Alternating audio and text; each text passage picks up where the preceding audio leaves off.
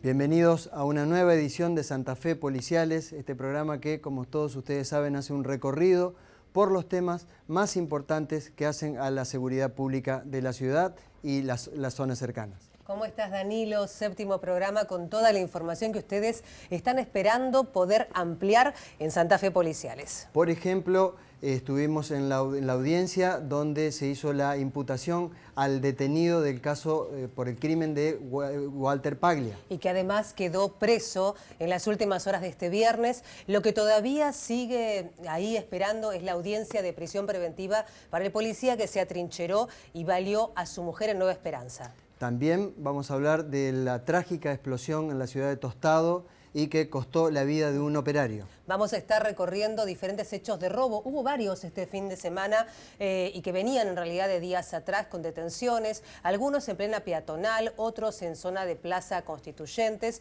y algunos también con la intervención de la GCI. Exactamente. Y también con la detención de un conocido, un tristemente conocido barra brava de Unión. Pero ahora nos vamos a la entrevista del programa del día de hoy, porque vamos a irnos años atrás a algo que ustedes seguramente van a recordar, que fue la explosión en la unidad regional número 1.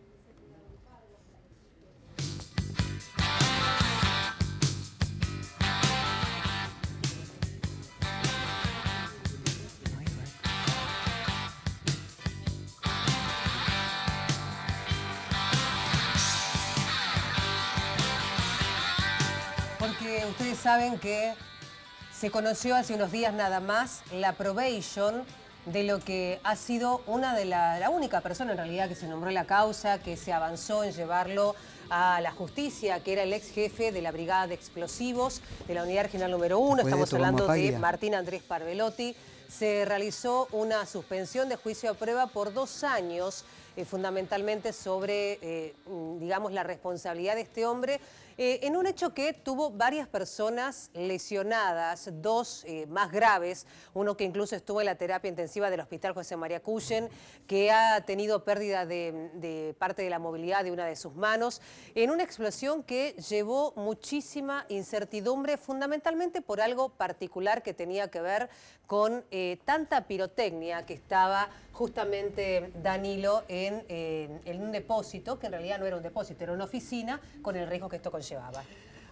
Hacemos una breve interrupción con este gravísimo caso de la explosión en la URI para ocuparnos también de otro hecho muy triste ocurrido el año pasado ahí en Barrio Mayoraz, como fue el crimen de Walter Paglia, este vecino que fue sorprendido por un delincuente durante la madrugada que ingresó a su casa armado con una cuchilla y lo ultima de varias puñaladas. Sí, él estaba, Walter, con sus hijos en Castelia al 3000, cuando este hombre solamente se lleva muy poco dinero, un reloj, un teléfono celular, y le hace estas puñaladas mortales a este vecino que tristemente todavía no se conocía quién era el autor y que finalmente queda preso.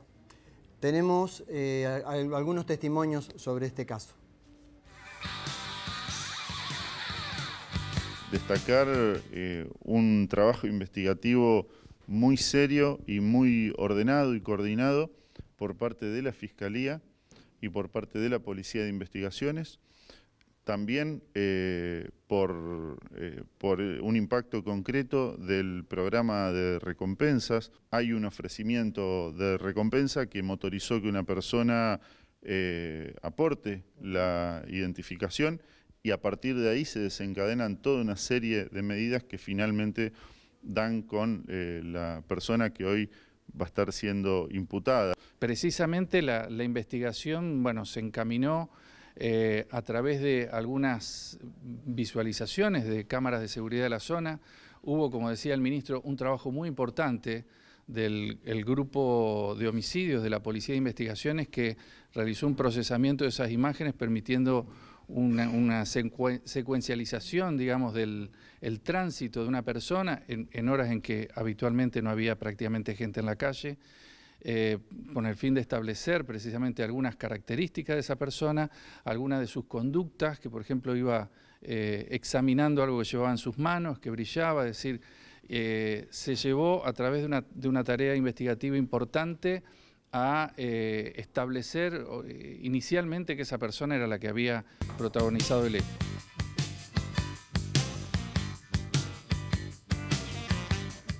También la que brindó declaraciones es la abogada de la familia Paglia, la doctora Silvana Carbonetti, que también era amiga personal de la víctima. Para nosotros y fundamentalmente para los chicos es un avance importantísimo, porque ustedes imagínense que durante un año estuvimos viviendo pensando que esta persona estaba en la ciudad y que lo podíamos cruzar en cualquier circunstancia, en cualquier cotidianidad. Los chicos intentaron volver a retomar alguna pseudo normalidad, ¿no?, en su vida. Entonces, bueno, esto es por un lado, una luz de esperanza de que se va a llegar a hacer justicia, y por el otro lado, una posibilidad de que ellos puedan ahora sí comenzar a reconstruir su vida sin el temor de encontrarse un asesino en la esquina de su casa, ¿no? ¿El día de ellos, algunos de ellos dos, de los dos hijos, lo pudieron ver?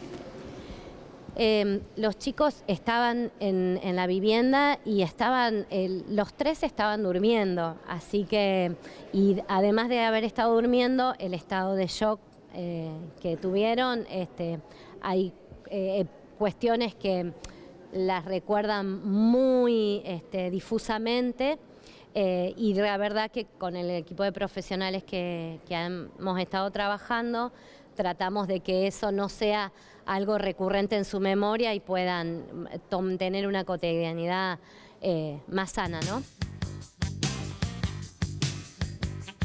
Y como les decíamos, el detenido fue tras una investigación del doctor Andrés Marchi y una recompensa, una colaboración que se logró desde la provincia. Y vamos a escuchar lo que decía el fiscal de este caso.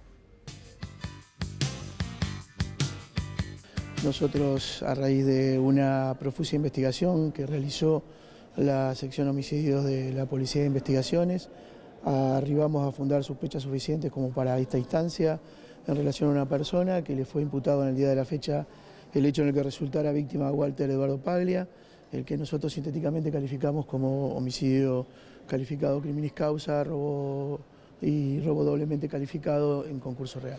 ¿Cómo entiende que se dieron los hechos, doctor?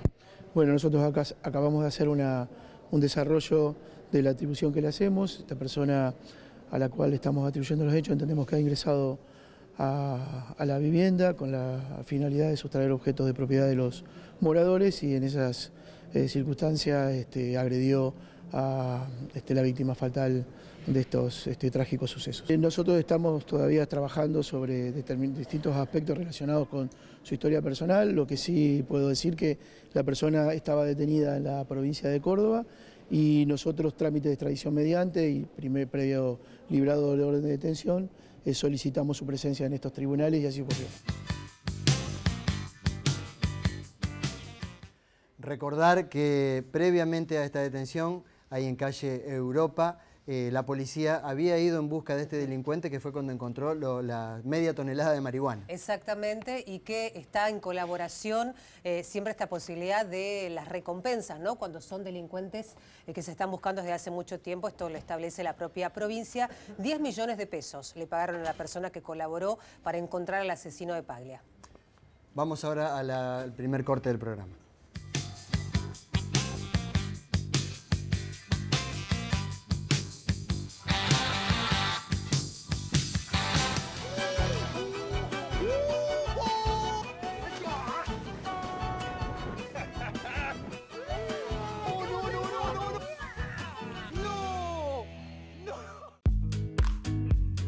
Todos los fines de semana llegamos con relatos de viajero. Llegamos a Barcelona. Estamos en Bangkok. Seguimos recorriendo Roma. Este es el río Atuel.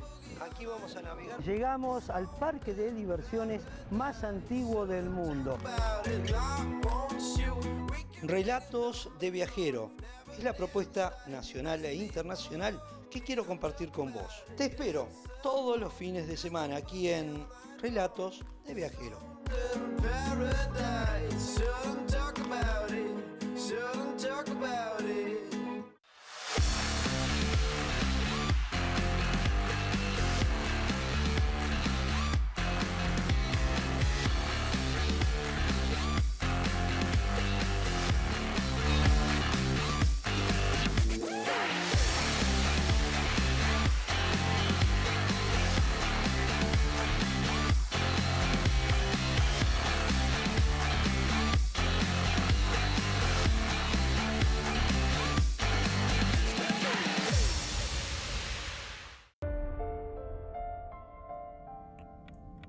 Este es el fundamento jurídico de la democracia.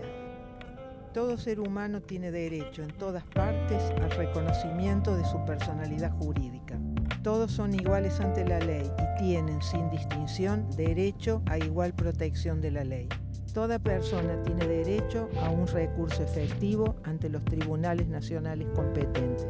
Pero no alcanza con que las leyes y los reglamentos nos digan que no debemos discriminar. En una sociedad tan lastimada como la nuestra por la violencia y las desigualdades, debemos aprender a respetarnos, porque en esas diferencias está el corazón de nuestra dignidad. Para vivir en paz y en democracia, conoce tus derechos.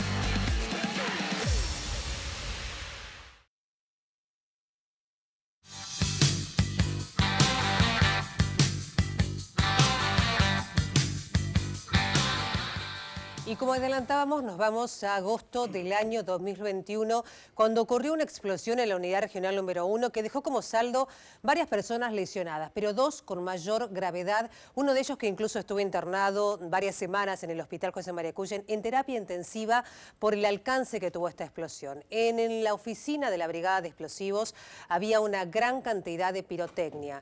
Producto de esto y con el pasar del tiempo se firmó una probation, lo que se conoce como suspensión de juicio a prueba del único que llevó la justicia, en este caso a investigar, que era Martín Parvelotti, quien estaba siendo el jefe de esa dependencia de la regional. Lo vamos a recibir a los abogados defensores de uno de esos lesionados, de Cristian Ramírez. Buenas tardes, ¿cómo les va? Buenas doctor tardes. Catalino Portillo, Miguel Ángel Suárez. La primera pregunta tiene que ver con cómo está Cristian, porque uno piensa con el paso del tiempo y cómo fue su proceso de recuperación, ¿no? Que fue muy largo y en soledad, si podríamos utilizar ese término. Bien, el proceso de recuperación sigue porque las lesiones fueron muy graves, gravísimas. Le explotaron casi 3 toneladas de pirotecnia, lo cual le produjo quemaduras de primero, segundo y tercer grado en sus brazos, en la cara, en la cabeza. Y esto evidentemente lleva a un tiempo de recuperación muy grande. Pero no solamente la recuperación de tipo físico, sino también la recuperación de tipo psicológico. Entonces nos encontramos, ¿no es cierto?, con una persona que tiene que superar no solamente las barreras físicas que le generó este accidente, sino reencontrarse con sí mismo para tener esa univocidad psicológica que le permita enfrentar nuevamente la vida, el trabajo, la vida en sociedad y la vida en familia para poder llevar adelante y poder llevar el pan a su casa. Doctor, cuando usted habla de cuestiones físicas, para que la gente comprenda qué le pasó a Cristian, que bueno, él utilizaba sus manos al igual que el oficial Juncos, los más lesionados, porque estaba en la Brigada de Explosivos. Sí, pero ¿qué le pasó a él físicamente? Bueno, físicamente, ¿no es cierto?, tuvo quemaduras en los brazos, quemaduras en la cabeza por la explosión de la pólvora que había acumulada. A ver, esa acumulación de pirotecnia se había producido durante 3 años, no era del último año. Ellos, como responsables del área de explosivos, venían advirtiendo sobre la peligrosidad. ¿Por qué? Porque es un material muy inestable y este material inestable puede producir lo que se conoce técnicamente como el flashpoint, o sea, una explosión o un inicio ígneo autónomo. O sea que se podría haber evitado. Exactamente. Y en la cadena de responsabilidades, si uno analiza... Y la cadena de responsabilidades que uno puede llegar a analizar, digamos, no depende ni de los empleados, ni del jefe de la Brigada de Explosivos, quien, por ser jefe, tuvo que afrontar un sumario administrativo también. Tampoco depende de quién era jefe de unidad regional en ese momento. Marcela Muñoz. Marcela Muñoz, que estaba intervenida la unidad regional. ¿Quién es la autoridad que ordena la destrucción de ese material? Por eso hice la mención anterior de que hacía 3 años que se venía acumulando ese material en la Brigada de Explosivos. Era una autoridad judicial. Claro. Que dependía exclusivamente de lo que era el antiguo juzgado de faltas. Era quien debía autorizar con las medidas correspondientes, pero ¿qué pasa? Al modificarse el Código Procesal Penal, desapareció el juzgado de faltas. Claro. Entonces, no había una autoridad judicial sindicada para que dé la orden de destrucción de todo ese material acumulado. O sea, era material que estaba en un depósito el material que estaba provisorio. secuestrado. Claro. Secuestrado a raíz de varios procedimientos que se habían realizado. Normalmente se realiza para las fiestas de fin de año y Navidad. Entonces, evidentemente, el lugar de depósito es la Brigada de Explosivos. O sea que estamos hablando que esto fue en agosto de 2021, si de las fiestas anteriores habían pasado claro, por lo menos 8 meses. Había pasado varios meses, pero ellos no podían destruir ese material sin una orden judicial. Ahora, doctor Suárez, sabemos que Ramírez pierde la movilidad de las falanges. A nivel administrativo, ¿de qué dependía que él vuelva a trabajar? Digo, ¿hubo una evaluación médica de cómo se encontraba él? Bueno, ¿qué pasó? Él, cuando ocurre el siniestro, como todo empleado público de la provincia, tiene que hacer la denuncia correspondiente al superior, el superior comunicar y va todo dirigido a la Dirección Provincial de Autoseguro y Riesgo del Trabajo, que funciona en la provincia como una RT. Toman el caso, determinan, le dan las atenciones particulares. Lo más importante que hizo el DIPAR fue determinar que hubo un accidente laboral. Bien. Creo que con eso le respondo, ¿no? Pero digo, si hubo un accidente laboral, el proceso de recuperación de él, con pérdida de falanges, de piel, entiendo también, ¿fue acompañado a nivel obra social de la provincia? ¿Le proveyeron de los diferentes medicamentos, cremas y demás cuestiones para...? Ahí hay determinados elementos en los cuales, bueno, como está determinado que hay un accidente laboral, pero no le otorgaron el alta médica. El hecho de que no le otorgaran el alta médica determina también que no se sabe bien cuáles son las consecuencias de tener este problema, este accidente laboral. Pero pasaron 4 años. Exactamente. Nosotros el tema lo tomamos hace 15 días. 15 días. Previo a la probation. Ahí. ¿Se enteraron de la suspensión de juicio a prueba? Sí, pero tomamos conocimiento después que él fue al estudio nuestro a plantearnos porque no estaba muy interiorizado ni de la parte penal ni de la parte administrativa. Desde el desconocimiento. O sea, había un desconocimiento total de cómo se estaban llevando adelante estos dos procesos paralelos. Digo, más allá de lo que haya sido quien lo representaba antes, para que la gente nos entienda del otro lado. En una probation o suspensión tienen que tener el consentimiento de la víctima, deberían haberle preguntado. Sí, en la probation, la suspensión de juicio a prueba, beneficia, digamos, a quien era el jefe de la Brigada de Explosivos. A él, como dije al principio, por una cuestión administrativa, el jefe sería en cierta forma el responsable. Ahora bien, el material allí guardado, evidentemente, para poder ser destruido necesitaba, vuelvo a reiterar, una autorización judicial. Claro. Sin una autorización judicial, la policía no tiene, digamos, facultades para disponer de ese material y aparte tiene que reunir un determinado protocolo, una filmación, la presencia. ¿Por qué? Porque hay comerciantes a los cuales le han secuestrado ese material. Entonces, evidentemente, se tiene que demostrar que ese material fue destruido. Bueno, acá lamentablemente se autodestruyó ese material, claro, ¿no? Pero sí, volviendo a la pregunta suya, la probation requiere que la víctima, en este caso Ramírez, preste su consentimiento. Se le ofreció una reparación a la víctima que está estipulado dentro del Código Procesal y dentro del Código Penal, pero es algo muy simbólico, 200.000 pesos. ¿Y con 200.000 pesos él pudo recuperar, digo, piel y...? No, evidentemente que no. Aparte él está costeando el tema de un asistente psicológico. Él además es viudo, sabíamos eso, incluso cuando él recién estuvo internado en la terapia, digo, cuando se logró recuperar, ¿cómo hizo para sobrevivir este tiempo sin poder trabajar? Bueno, perdón, ¿no? En todo este tiempo, para recuperar la movilidad de sus manos, que estaban completamente entumecidas, comenzó a hacer cursos de cerámica. Después empezó a hacer cursos de electricidad y de refrigeración, que todavía los está haciendo con título. Por eso decía yo al principio, para poder llevar el pan a su casa.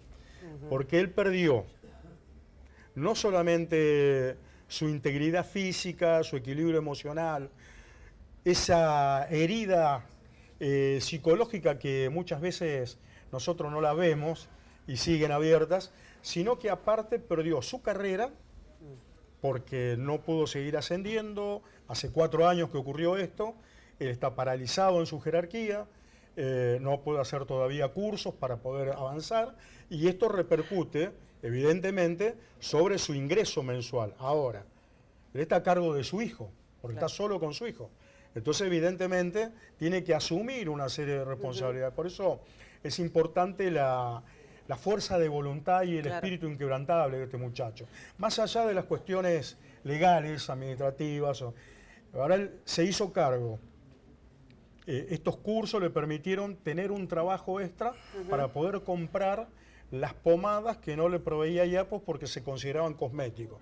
Pomadas para revitalizar su piel, que estaba completamente quemada. Doctores, les agradecemos mucho haber venido a Santa Fe Policiales. No va a ser la única vez, porque sabemos que representan a muchos policías que, como en el caso de Cristian Ramírez, han tenido que sobrellevar una situación en su trabajo y recuperarse en soledad. Nos vamos a una pausa.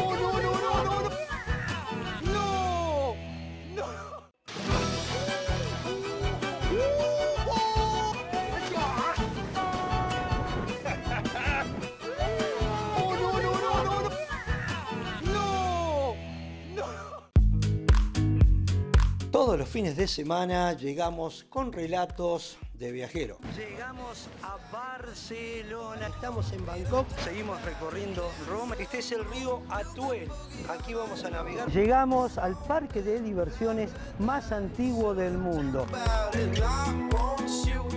Relatos de viajero es la propuesta nacional e internacional que quiero compartir con vos. Te espero todos los fines de semana aquí en Relatos de Viajero.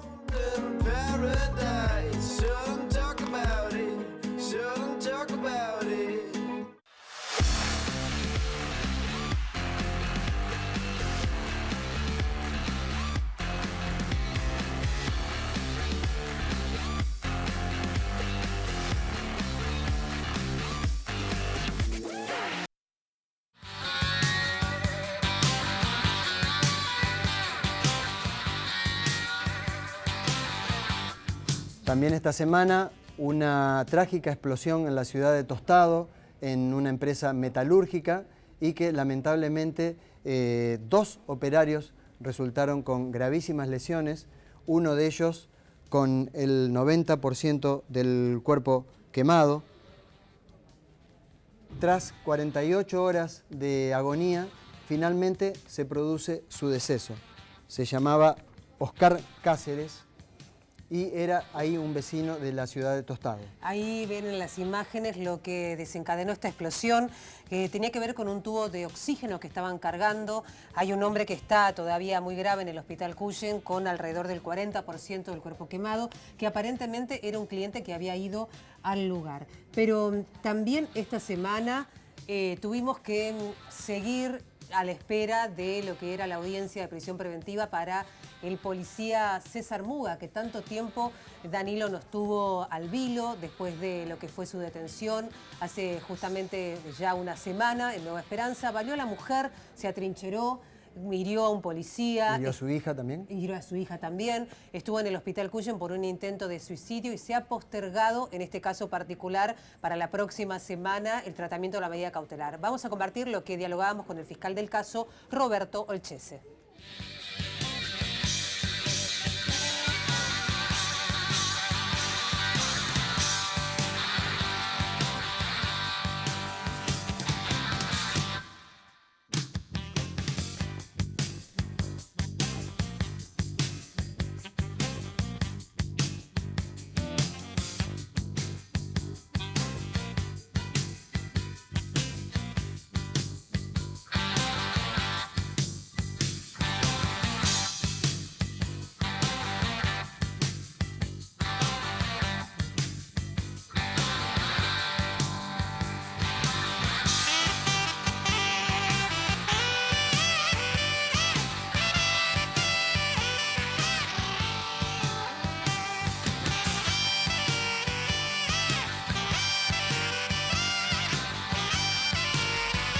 También esta semana fue muy movida en cuanto a hechos de vandalismo en locales comerciales, algunos de ellos en la peatonal, otros en otros barrios de la ciudad. Ahí en las imágenes vemos frente a la Plaza Constituyentes de un kiosco que fue en este caso vandalizado y robado en 3 oportunidades en menos de un mes.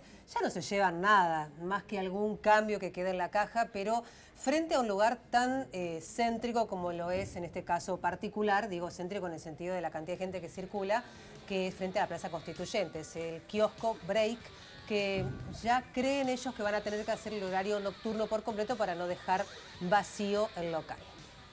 Otro de los locales que fue víctima de la inseguridad es una feria americana, Vero, que está prácticamente frente a la municipalidad, ahí en calle Salta. Ahí escuchamos el testimonio del propietario. Una bandolera chiquita y esta vez ingresaron acá al local y por las filmaciones podemos ver que por ahí manotea 1 o 2 chalequitos que estaban acá adelante. ¿Con qué se puede ver con qué rompe la vidriera? ¿En qué horario fue? Mira, esto fue alrededor de las 11:05 y fue con una piedra. Rompe con una piedra, se va hasta la esquina, vuelve y se mete. ¿Es la misma persona? Sí. Anoche charlando con la policía que estuvo acá, me tomó los datos y todo, me llamaron que ya lo habían agarrado, que estuvo acá cerca y es la misma persona. ¿Cómo se dieron cuenta? ¿Por cómo estaba vestido? Claramente, misma operación que hace siempre. Estaba todo vestido de negro con una mochila blanca y la misma filmación que cuando revisamos las cámaras estaba vestido igual. ¿Lo sorprende el hecho que haya ocurrido a metros de la municipalidad? La verdad que sí. A mí me sorprende. Yo hace un año que estoy acá, nunca había pasado nada. Desconozco si a algún otro vecino le haya pasado algo, pero a mí sí. Y en tan poco tiempo, digamos, en menos de un mes, estamos con 2 vidrieras rotas. También esta semana un mismo delincuente que comete un asalto contra una panadería y también contra una conocida cadena de heladerías. Robos que en este caso son reiterados en la misma avenida Facundo Subiría. Un hombre que se lo ve ingresar a estos comercios sin taparse prácticamente el rostro, se lo ve calvo, se lo ve amenazar a las empleadas. Esta es la panadería, por ejemplo, de Facundo Subiría y Pedro Ferré, donde amenaza a la empleada, donde se lleva varios elementos. Dicen que lo conocen como pan casero, así se lo reconoce al hombre.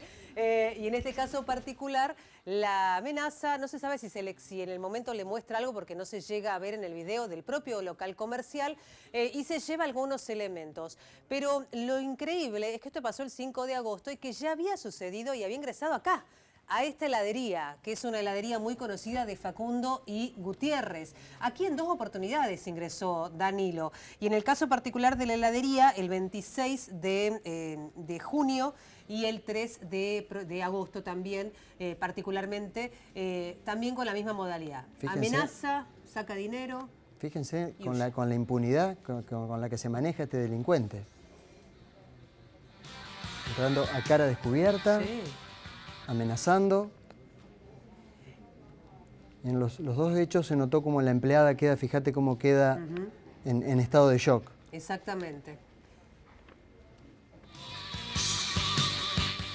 Y de aquí nos vamos a lo que sucedió ya con la prisión preventiva al reconocido Meggi Galiano, al cual el programa pasado contábamos se le había secuestrado un arma de fuego, se lo llevaban a la estación policial de Guadalupe, Policía de Acción Táctica. Lo terminan, en este caso, firmando la cautelar por amenazas calificadas, abuso de armas, portación ilegítima de arma de fuego, atentado y resistencia a la autoridad. Era de estos barra bravas. Ahí en el ángulo inferior izquierdo de la pantalla. Adrián la imagen. Isidoro. Adrián Isidoro Galeano. Isidoro, exactamente. Este chico que queda preso a disposición del juez Sebastián Seifer. ¿Vos sabés que en la audiencia iba a declarar un testigo que no se animó? Porque cuando llegó al lugar y se dio cuenta que iba a tener que ponerse cara a cara con el muchacho, fue tal el susto que pidió no declarar. Sin embargo, el juez entendió que era de mayor peligrosidad que este muchacho quede, en este caso, en libertad. Bueno, lógicamente por también los próximos partidos y demás, y cómo viene la interna de la barra de Unión. Bueno, hasta acá todo el material del programa, aguardando hasta la semana que viene para volver a encontrarnos. Recuerden que pueden seguirnos a través del YouTube de 6D, como así también pueden encontrarnos en el correo electrónico, que después, bueno, también en cada una de las descripciones de las publicaciones lo van a tener, si quieren comunicarse con nosotros para este Santa Fe Policiales. Hasta la semana que viene.